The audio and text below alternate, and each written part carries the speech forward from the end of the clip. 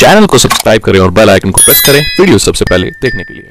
भाई 80 दिन से हमारा धरना चल रहा है, लेकिन काफ़ी समस्याएं हमने धरने के माध्यम से हल करवाने का काम भी किया है। और रही बात सरकार मानने की या मानेगी ना मानने की, ये बात नहीं। हम सरकार को से मनवाएंगे, लड़ेंगे और जीतेंगे। ये नहीं मानेगी कि नहीं मानेगी, नहीं मानेगी जो चलती करेंगे। ये को इनके घर की भाई थोड़ी है वे काका लिखेगा। ये सरकार प्रजातंत्र है, देश के अंदर है और प्रजा की आवाज है। प्रजा की आवाज को कैसे दबा सकती है सरकार? ये सरकार हमारी बनाई हुई थी और हमें अगर हमारी मांगे नहीं माने तो आने वाले चुनाव में इसको चलती करने का काम करेंगे। हमारी तो ये है कि हम हर एक मांग को मनवाएंगे, वरना हमारा धरना इसी प्रकार से चलता रहेगा। आने वाली सरकार भी ध्यान दे ले इस बात की, आगे भी कोई न कोई तो बनेगा। ये नहीं है वे बन गया और सो गया। ये सुत्तियों को जगाने के लिए किसान जागरूक हो चुके हैं। जो हमने 13 महीने आंदोलन लड़ा अनुशासन से, शांति से और संयम से, उसी का परिणाम है कि देश के अंदर जागरूकता है कि किसान मजदूर जाग चुका है। अब किसान मजदूर किसी भी कीमत पे, ये नहीं कि सरकार ना मानेगी, ये तो मतलब है को नहीं। सरकार हमारे द्वारा चुनी गई है। अगर सरकार निकम्मे काम करेगी तो उसको हम चलता करने का काम करेंगे, अगर अच्छे काम करेगी तो हम आगे भी चुनेंगे। आजादी क्या मुख्य तौर पर आपकी मांगे हैं जो सरकार सिरे नहीं चढ़ा रही है? हमारी मांगे है कि जो बस स्टैंड है उचाना का, उसको चालू करवाने का काम करे। वहाँ पर तूड़ी के ट्रैक्टर खड़े होते हैं, कंडम घोषित कर रखा है, उस पर जनता को सुविधा मिले। इसके अलावा यहाँ उचाना के अंदर सरकारी कॉलेज बने, एक राष्ट्रीय लेवल का खेल स्टेडियम बने और हॉस्पिटल के अंदर इस धरने की वजह से 4-5 डॉक्टर तो आगे, रात की भी इमरजेंसी शिफ्ट लागू चालू होगी। उसके अलावा अब हमारी मांग है कि महिला डॉक्टर का भी यहाँ पर प्रबंध किया जाए।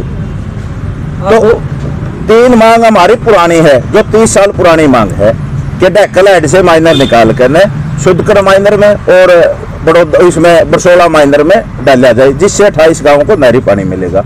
गुरुकुल खेड़ा को महिला गुरुकुल है, उसको यूनिवर्सिटी बनाया जाए। यहाँ पर युवाओं के रोजगार का प्रबंध के लिए एक बड़ा उद्योग लगे ताकि युवाओं को रोजगार मिले। इसके अलावा जो क्षेत्र है, कुचराना है, संडील है, थुआ है, बारिश के टाइम में एक समुद्र बन जाता है। वहाँ पर फसलें भी खराब हो जाती है और लोगों के मकान भी खराब होते हैं। वहाँ कोई ड्रेन का एक प्रबंध किया जाए, ड्रेन निकाल ली जाए। गाँव के अंदर पीने का गंदा पानी वाटर सप्लाई में आता है, साफ पानी का प्रबंध किया जाए। यहाँ पर बंदरों ने बड़ा आतंक मचा रखा है। हमने पिछले दिनों एसडीएम को ज्ञापन सौंपा था, लेकिन डीसी साहब हमारे को टाइम देकर उस दिन यहाँ से रफू चक्कर हो गए थे। तो हम कहना चाहते हैं एसडीएम के आपके चैनल के माध्यम से कि बंदरों का और आवारा पशुओं को पकड़ने का काम किया जाए, कि बंदरों से तो बच्चों को, बूढ़ों को और महिलाओं को, कल भी एक महिला को काटा गया है जो हॉस्पिटल में एडमिट है। आवारा पशु लोगों की फसल चल जाते हैं, दिन रात किसान रुखाड़ी करता है, लेकिन जब धार काटने या किसी काम से भी 1 घंटे के लिए या 2 घंटे के लिए आता है तो फसल चली पाती है। तो आवारा पशुओं को पकड़ा जाए, यही हमारी मांग है। ये मांगे हमारी जब तक पूरी नहीं हो जाती, लेकिन हमारे जो विधायक सांसद है उसको धरने से बड़ी तकलीफ हो रही है। उन्होंने एक साजिश के तहत इस धरने को तोड़ने के लिए एसडीएम को भी कहा है भाई धरने को उठाने का काम करो, लेकिन हमने एसडीएम को स्पष्ट शब्दों में कह दिया था। आज आपके चैनल के माध्यम से कहना चाहते हैं, ना तो एसडीएम से हमने पूछ कर धरना लगाया और ना एसडीएम के कहने से हम धरना उठाएंगे। जब हमारी मांग पूरी हो जाएगी, हम अपने आप, हमें चाह नहीं है ना हम चाह में बैठे। इसलिए सरकार से हम कहना चाहते हैं, सांसद विधायक से भी कहना चाहते हैं, हमारी मांगों को पूरा कराएं, हम अपने आप धरने को स्थगित कर देंगे। हमारा शौक थोड़ा है धरना लगाना, लेकिन इनको बड़ी तकलीफ है धरने की। काम कुछ कराते हैं लोगों को बकाने के लिए। अब आने वाला समय चुनाव का है, इसलिए अगर इन्होंने लोगों के बीच में आगे आना है, नहीं तो इनके बाजू पकड़ के इनको थ्याई से उतारने का भी काम करेंगे। किसी गांव में घुसने नहीं देंगे। आगे इस प्रकार के फैसले लिए जाएंगे धरने के माध्यम से। सीएम सिटी बोला जाता है उचाना को, जब से डिप्टी सीएम बने दुष्यंत चौटाला जी, लेकिन सीएम सिटी में वो सुविधाएं नहीं है जो सीएम सिटी में होनी चाहिए। वो सुविधा नहीं, कोई भी सुविधा नहीं है। 10 साल से उपमंडल है और लोगों को बड़ी आस थी। वीरेंद्र सिंह का सरिया काटने के लिए जो इसका काटर घाल दिया, लेकिन वीरेंद्र सिंह अपने काम करवाने में नाकाम रहा। उसमें हम तो नुका सामर्थ्य था, करवा सकता था, वो हमारे को नहरी पानी दिला सकता था, लेकिन उसने एक साजिश के तहत हमारे को पानी नहीं दिया। वो उसकी जीवन की सबसे बड़ी भूल है। आगे वीरेंद्र सिंह को मुंह की खानी पड़ेगी। इसी प्रकार दुष्यंत चौटाला से हम कहना चाहते हैं, या तो हमारी ये जो पुरानी मांगे हैं उनको पूरी करवाए, जो यहाँ पर जन सुविधा नहीं, उन जन सुविधाओं को पूरा करवाने का काम कर, नहीं वीरेंद्र सिंह दुष्यंत का भी होगा। आजाद जी, क्या वीरेंद्र जी का भी आपने बताया अभी सरिया है उनकी गर्दन में, वो निकाला था जब चुनाव हुए थे। अब दुष्यंत चौटाला की बात करें तो कोई सुविधा नहीं है। अगर बात करें तो क्या तीसरा ऑप्शन आपका क्या रहेगा जब चुनाव 2024 में होंगे? भाई तीसरा तो किसी न किसी को तो जनता चुनेगी, लेकिन हम तो ये कहते हैं भाई जो लोगों के बीच में रहे, जो लोगों के काम करवाए, जो लोगों की आवाज उठाए, उसी को जनता ने चुनना चाहिए। जैसे छोटू राम ने कहा था नहीं, ये बोले किसान बात ले मेरी दो मान, एक बोलना सीख ले, एक दुश्मन पहचान ले। ना तो हमने बोलना सीखा और ना हमने अभी तक दुश्मन की पहचान नहीं हुई, लेकिन आगे हमने ये दोनों चीज सीखनी पड़ेगी। इन लोगों से जब लगा हमें सवाल जवाब नहीं करेंगे, हमें इनसे ये नहीं पूछेंगे आपने करवाया कि आपका हिसाब दे पूरा 5 साल का, आपने गांव के लिए क्या कराया, हल्के के लिए क्या किया और प्रदेश के लिए क्या किया। जब लग ये बात नहीं पूछी जाओगी, जब लग ये बात आने वाले नहीं है। लेकिन मैं बता दूं, दुष्यंत चौटाला ने एक भी काम डिप्टी सीएम लेवल का नहीं किया। वो सिर्फ लोगों को बकाता रहा, लोगों को गुमराह करता रहा। पीछे करचंदू में आया था, 11 गांव वालों ने रखी थी, लेकिन दुष्यंत चौटाला ने एक भी मांग पूरी नहीं करी।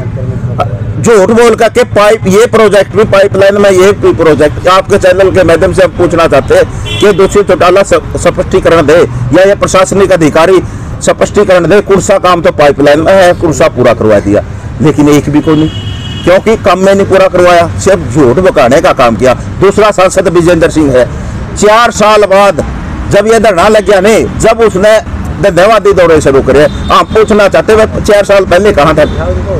अब उसने ये पता चल गया कि तेरी जमीन भी खिसक और तेरे से लोग भी खिसक गए। अब धन्यवादी दौरा करना, उस भाई को हम ये कहना चाहते हैं भाई एक काम बताइए आप, उचाना हल्के के लिए आपने क्या किया है। किसी भी गांव में जाओ है, गांव वाले ने पूछा जी वो हमारे गांव के लिए क्या कर, उसका कोई जवाब नहीं।